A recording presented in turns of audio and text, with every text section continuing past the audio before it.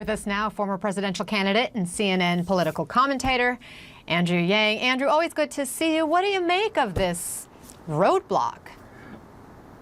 Anna, I can't believe that the Senate has not passed a bill. We're talking about August.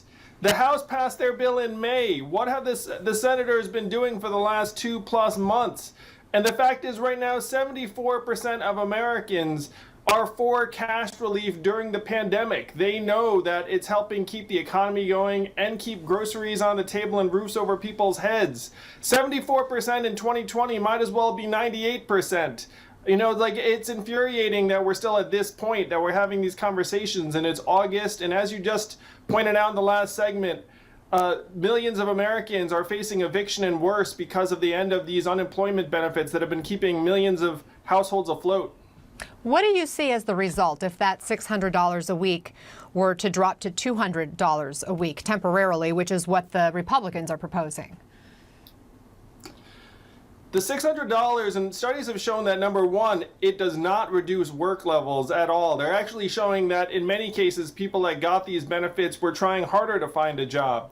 But every dollar has been going right back into the economy, Anna, and the drop to $200 would be very, very difficult, even disastrous for many millions of households around the country. We should just listen to the American people and say, look, everyone knows that the economy is at a standstill during this time. We've lost 40 million jobs. 42% of the jobs we've lost are gone for good, according to economists. So we need to put these supports in place: enhanced unemployment benefits, direct cash relief to families, and aid to states that'll keep the states from having to lay off workers of their own, which is the last thing you need during this recession that's teetering again on the edge of a depression if Congress does not get its act together. The Democrats have turned down suggestions to do short-term extensions, at least, as they continue to debate what the longer-term path forward would be. Is that the right move? I mean, isn't something better than nothing?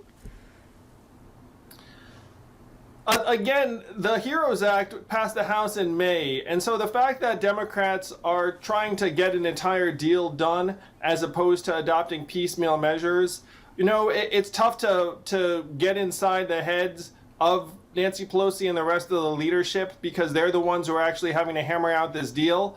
I would just say that there's no reason we should be at this point on August 2nd, and that I would put mainly on the Republicans, because the Democratic Act, the HEROES Act, the House passed it over 2 months ago, and so if you knew you were going to make a deal, you should not be running up to the deadline or past it at this point.